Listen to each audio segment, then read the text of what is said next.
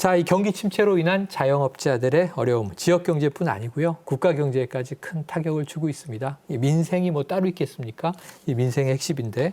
자, 정부가 이제 1차, 2차 재난 지원금 지난해 준 바가 있고 1차의 경우와 2차의 경우는 좀 다른 방식이었어요. 하지만 이제 소상공인은 항상 대상이었고 3차 지원금도 지금 이제 이루어질 예정인데 먼저 지난해 두 차례의 재난 지원금이 시장에 도움이 됐는지요? 네, 지난 2020년도 5월 달에 제1차 재난지원금 전 국민에게 맞아요. 가져왔을 때 네. 효과가 너무 컸었습니다. 맞아요. 정말로 가뭄에 단비를 내려주듯 이렇게 컸었습니다. 왜냐하면 그게 카드형으로 주었습니다. 전 국민에게. 네. 그래서 그 기간을 줬습니다. 맞아요. 그렇기 때문에 안 쓸 수가 없었어요. 5월에 주면서 8월 예. 말까지 소진. 예. 그래서 마지막 전주가 전년 동월 대비 105%까지였고 제일 마지막 주는 116%까지 매출이 상승되었다. 이것이 제가 말로 이렇게 하는 게 아니라 카드사에서 매출 자료가 이미 나와 있는 통계로. 증빙 자료이기 때문에 네. 그건 거짓말을 할 수가 없어서 정말로 효과를 봤다. 2차 재난지원금 선별적으로 주었습니다. 네. 저는 이 부분에 강력하게 제가 반대도 했습니다. 아, 그래요.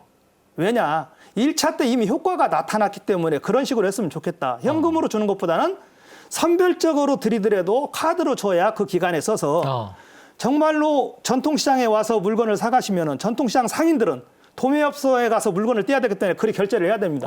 그러면 도매업자는 다시 공장에서 물건을 가지고 있기 때문에 공장에 네. 결제를 하고 공장에서는 또 재료를 구입하기 위해서 그렇죠. 또 이렇게 해서 원자재. 선구조 역할을 충분히 해낼 수 있는 역할인데 네. 현금으로 2차 재난지원금은 좋기 때문에 그걸 썼는가 안 썼는가를 모른다. 네, 네. 그래서 저는 1차의 재난지원금은 정말로 효과적으로 썼지만 2차는 좀 낙관적으로 이렇게 볼 수도 있다 이런 말씀을 드리고 싶습니다. 그래요. 지금 1차 때가 아무래도 이 돈이 순환되는 측면에서는 더 효과가 크게 나타났고 2차 때는 사실 어려운 분들, 취약계층, 소상공인, 자영업자에게 직접 지원을 하는 이 피해 지원 방식이었는데 이것은 이제 그 효과를 측정하기가 어렵다. 그래서 이제 혹시 또 올해도 기회가 된다면 그럼 1차 때처럼 지원됐으면 좋겠다는 생각을 가지고 계시군요. 제가 경산호의 그 소상공인 그 위원장이 되어가지고 네. 정부의 건의를 그렇게 했습니다. 자, 1차 때 그렇게 해서 효과적으로 봤으니 3차 때 이렇게 꼭 이렇게 해주셨으면 네네네네. 좋겠다는 말씀 드렸고 또 정말로 받으셔야 할 분들이 꼭 받았으면 좋겠다. 자, 지금 전통시장 안에 있는 노점상을 하시는 분들 하나도 못 받았습니다. 네. 그분들 어려운 분들이기 때문에 그분들이 받으셔야 돼요. 그분들이 돈이 없어서 가게를 못 들어가서 임대도 못 들어가고 거리에 앉아서 노점상을 자판해서. 하고 계시는 거예요. 네, 네. 그러면 이분들이 사업자 등록이 없는 거거든요. 그럼 우리 정부에서는 근거가 없다? 이런 말씀을 하세요. 근거는 만들어면 그게 근거라고 저는 생각을 해요. 네. 왜? 자, 상인회 안에서 장사를 하면서 그간에 상인회 노점을 하시면서도 상인회 회비를 냈으면 당연히 그 상인이에요. 그러네요. 또 시장의 주변에서 노점을 하시다가 못 받으신 분들은 그 지자체와 협조를 하면 그 구청에서 동사무소에서 네. 나오면 상인회하고 같이 돌아다니면 이분이 장사를 몇 년 했냐 안 네, 했냐 네. 그게 근거가 되잖아요. 아, 그래요. 그래서 정말로 소외되지 않게 그런 분들이 받으셨어야 좋았을 텐데 네. 아쉬움이 너무 크다는 말씀을 드리고 앞으로라도 꼭 그렇게 소외된 분들이 먼저 받으셔야 네. 이렇게 효과가 있는 거 아닌가. 또 취지와 목적이 소상공인 모두에 있지만 그래도 자영업자들 힘드신 분들이 먼저 받았으면 좋겠다. 야, 그 중요한 대목입니다. 전통시장 가면 이게 뭐 가게 점포가 있는 게 아니고 좌판에서 파시는 분들 많이 계신데 이분들도 상인이다. 이분들이 등록돼 있지 않다. 뭐 근거 자료가 없다고 해서 배제하지 말아달라. 이거 중요한 말씀 주셨고요.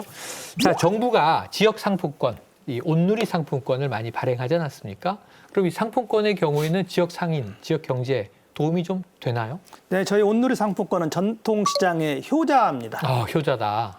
15년 정도 이상 된 그런 상품권이 최초로 만들어진 거거든요. 네. 그래서 이제 2020년도에도 본 예산 3조, 추경에 1조 5천억 원에서 4조 5천억 원을 발행을 했습니다. 네. 이게 모두 소진되었습니다. 자, 2021년도도 정부에서 18조 원을 상품권으로 예산을 세웠습니다. 여기에 3조가 온누리 상품권, 그다음에 15조는 지역사랑 상품권 지자체에 이렇게 주는 건데 아무튼 이 온누리 상품권이 이 전통시장에서만 쓸 수 있는 구조이기 때문에 네. 전국에 어디에서 사시든지 간에 통용은 다 쓸 수 있기 때문에 그것을 어느 지역에서 더 많이 받았냐. 그러면 그 지역은 장사가 잘 된 겁니다. 네. 그래서 우리 상인들이 모두가 이걸 현금이나 똑같다. 이런 인식을 이제는 다 했고요. 우리 국민들께서도 5%, 10% 또 할인을 해주니까 이게 돈을 깎아주는 나라가 어디가 있습니까? 우리나라 이렇게 전통시장 자영업자 조금이라도 살리려고 하니까 이러한 전국의 13개의 금융기관에서 판매를 하고 있습니다. 그래서 꼭 사서 우리 전통시장을 많이 이용해 주셔서 지역경제 활성화하는데 같이 좀 도움을 주십사 하는 간곡한 부탁을 드리고 싶습니다. 그래요. 자, 상품권은 효자다 이렇게 말씀 주셨고요.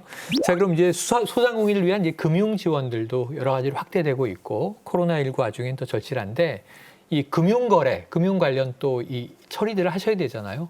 소상공인을 위한 금융 지원 어떤 부분을 좀 요청하고 싶으세요? 자, 아무튼 코로나 1차 재난금 지웠을 때 또 이제 우리 소상공인들에게 대출 이제 정책이 그런 것 같아요. 지금 3차도 9조 3천억이라 해요. 네. 근데 그중에 우리 자영업자들에게 주는 돈은 사실 뭐 얼마 안 되는 것 같아요. 대출이 그중에 많이 끼어 있습니다. 네. 이 대출은 말 그대로 빚입니다. 맞아요. 그게 빚으로 가면 안 되고 빚을 주더라도 이자라도 없이 무이자로 이렇게 주셔야 되고 그다음에 고정비 이런 것은 좀 유예를 시키는 것보다는 없애주는 것이 이렇게 가야 맞다고 생각을 하고 네네. 앞으로라도 지금 많이 필요합니다. 지금 계속 임대료 부분 갖고 제가 고정비용을 이용하는데 그 고정비용을 보증금을 넣은 것을 다 까먹기 때문에 건물주들이 나가라고 할 수뿐이 없어요. 그럼 지금 거리에 나앉기도 뭐합니다. 우선 지켜왔는데 그래서 이러한 자금을 좀 이자를 좀 정말로 싸게 해준다든지 그렇지 않으면 무이자로 해서 좀 살아날 수 좀 있을 만큼 좀 도와주시는 것이 정부의 역할 아닌가. 그래서 저는 이 임대차 부분도 이왕이 정부에서 개입을 해서 좀 우리 같이 협조하면 안 될까요? 자, 임대인, 임차인, 3하고 정부가 4하고 이렇게 해서 30%, 40% 한다든지 아니면 2.5 정부가 50% 한다든지 이렇게 해서 서로 이렇게 상생의 길을 찾았으면 좋겠다. 오랜 관계를 위해서 획기적인 방안을 주셨어요. 그러니까 지금 뭐 또 임대인분들은 임대인분들대로 힘들다고 하십니다만 임대인, 임차인 그 사이에 정부까지 서로 한 발씩 물러나서 서로 좀 이걸 부담할 수 있는 방법을 찾아달라. 아주 획기적인 얘기를 하셨어요.